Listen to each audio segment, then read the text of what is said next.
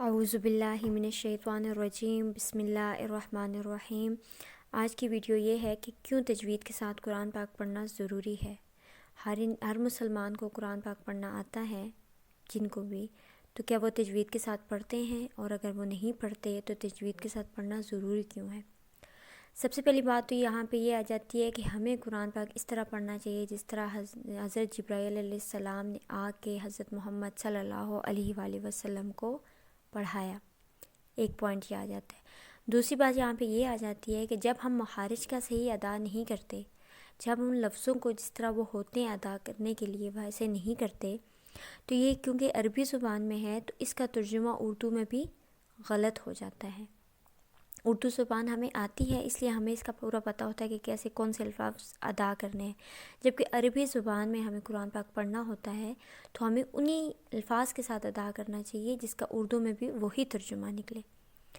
اب اسی طرح یہاں پہ اگر ہم الف کی بات کریں تو جہاں پہ آئین ہوتا ہے، اگر ہم اس کی جگہ الف پڑھیں گے تو اس کا ٹوٹلی ترجمہ تبدیل ہو جائے گا۔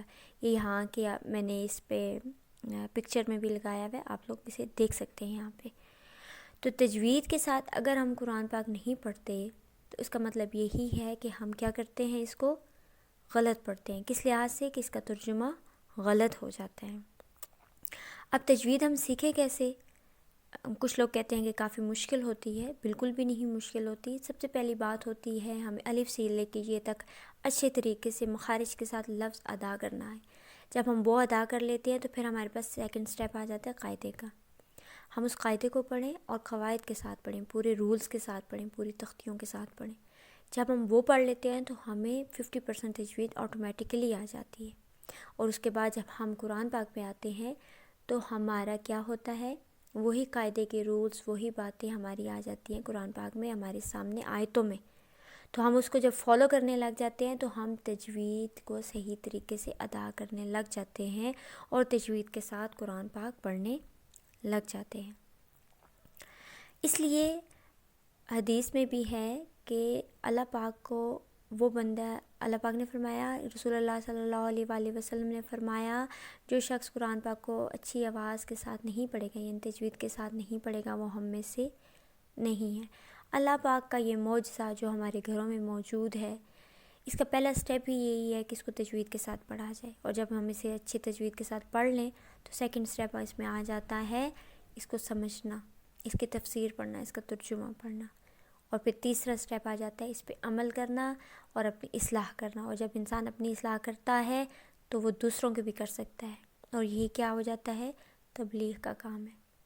دوسرے مذاہب کی نسبت اگر ہم اپنے مذہب کو دیکھیں تو جو ہاتھ میں ہمارے قرآن پاک ہے، کتنا بڑا معجزہ ہے اللہ پاک کا۔ اس میں ہر مسئلے کا، ہر پہلو کا حل ہے، ہر بات کی رہنمائی ہے۔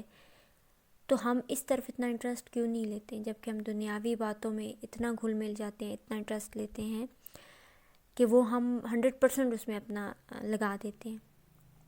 لیکن قرآن پاک کو سمجھنا اور پڑھنا، پھر اس پہ عمل کرنا جو مین ہماری ضرورت ہے۔ اللہ پاک بار بار قرآن پاک میں کیا فرما رہے ہیں؟ سورہ انفطار میں اللہ پاک فرماتے ہیں، ہے انسان، تجھے کس ایسی چیز نے بہکا دیا جو تو میرے راستے سے ہٹ گیا؟ اس سے بڑھ کے اور کس طرح صاف لفظوں میں انسان کے لیے رہنمائی بھیجی جائے؟ تو پھر ہم خود آگے بڑھ کے کیا نہیں کرتے، ہدایت حاصل نہیں کرتے۔ اس لیے تجوید کے ساتھ قرآن پاک پڑھنے کے لیے شروع سے سٹیپ لینا چاہیے، کیونکہ جس درخت کی جڑیں مضبوط ہوتی ہیں وہی آگے سے پھلتا پھولتا بھی اور مضبوط ہوتا ہے۔ اگر جڑیں ہی کھوکھلی ہوں تو وہ درخت زیادہ عرصہ نہیں رہ سکتا، اور وہ پورے درخت کو اندر سے کھوکھلا کر دیتا ہے۔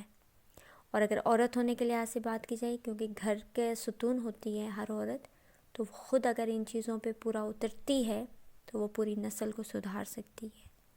اور قیامت والے دن ہم سے اللہ پاک ضرور یہ سوال کریں گے، جب اللہ کے سرخرو ہمیں کھڑا کیا جائے گا، روبرو کھڑا کیا جائے گا کہ ہے انسان، جو کتاب میں نے دنیا میں تمہاری رہنمائی، تمہاری ہدایت کے لیے بھیجی ہے، تم نے اس سے کتنا فائدہ اٹھایا ہے۔ ضرور سوچیے گا۔ اللہ پاک مجھے اور آپ کو ان باتوں پہ عمل کرنے کی توفیق عطا فرمائے۔ آمین یا رب العالمین ثم آمین۔